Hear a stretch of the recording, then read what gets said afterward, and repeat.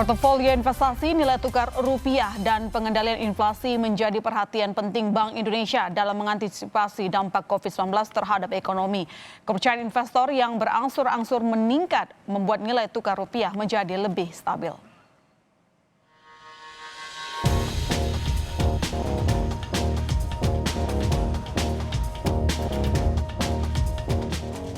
Ada 3 perkembangan penting yang menjadi perhatian Bank Indonesia dalam mengantisipasi dampak COVID-19 terhadap ekonomi.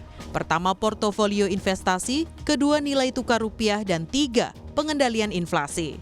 Kita ulas perhatian pertama, yaitu tentang portofolio. Secara bertahap, confident terhadap Indonesia, khususnya dalam investasi portfolio, fixed income, yaitu dalam SPN, itu terus berangsur-angsur mengalami kenaikan. Hal itu didorong oleh menariknya imbal hasil surat berharga negara.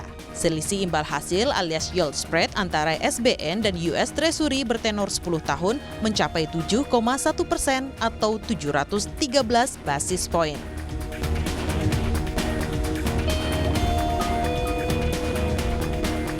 Kepercayaan investor terhadap Indonesia juga didorong membaiknya premi risiko yang tercermin dalam indeks volatilitas pasar keuangan. Indeks ini sempat mencapai puncak di 83,2 pada minggu kedua dan ketiga Maret, kemudian turun ke 43,8 di bulan April.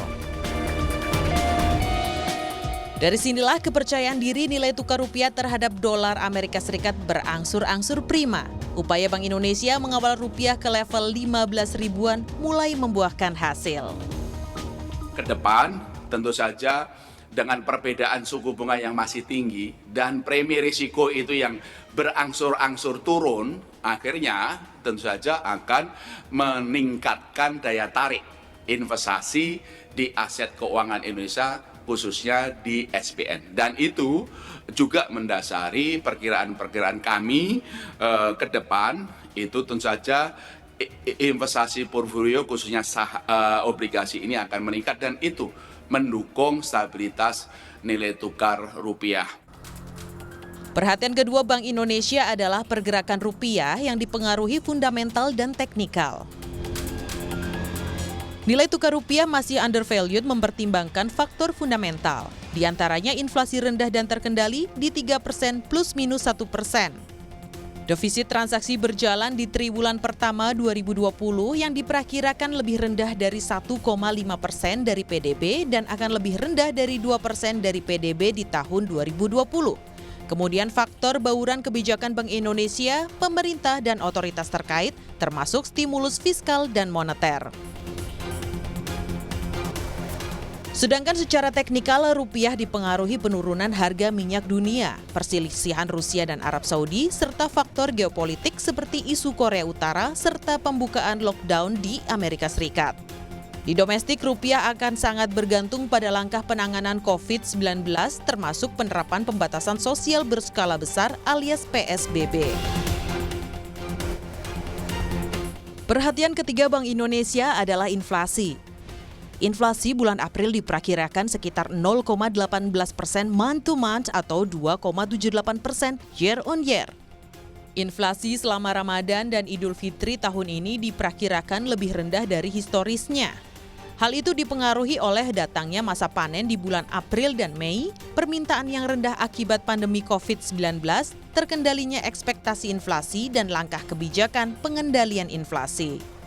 Tapi secara keseluruhan, laporan yang kami terima dari 46 kantor-kantor Bank Indonesia, inflasi rendah dan terkendali. Perkiraan kami, inflasi bulan April dan juga bulan Mei, Ramadan tahun ini inflasinya akan lebih rendah dari historisnya. Yang juga menjadi perhatian akhir-akhir ini adalah lembaga pemeringkat Standard & Poor's merevisi outlook menjadi negatif. Ini berarti dalam beberapa waktu Indonesia menghadapi risiko eksternal dan fiskal akibat naiknya kewajiban utang luar negeri dan beban utang pemerintah untuk mendanai penanggulangan COVID-19. Posisi utang luar negeri Indonesia pada Februari mencapai 407,5 miliar dolar Amerika Serikat. Utang luar negeri publik di dalamnya pemerintah dan bank sentral 203,3 miliar dolar Amerika Serikat dan utang luar negeri swasta 204,2 miliar dolar Amerika Serikat. Bank Indonesia meyakini utang luar negeri Indonesia aman, terkendali, dan produktif. Sementara itu, pemerintah dapat menerbitkan SBN untuk pemulihan ekonomi maupun pembiayaan defisit fiskal akibat penanganan pandemi COVID-19 yang akan menaikkan jumlah SBN yang diterbitkan. Namun outflow SBN pada tahun ini telah menurunkan kepemilikan asing dari sekitar 40% menjadi 32%. Di sisi lain, kepemilikan SBN oleh Bank Indonesia meningkat.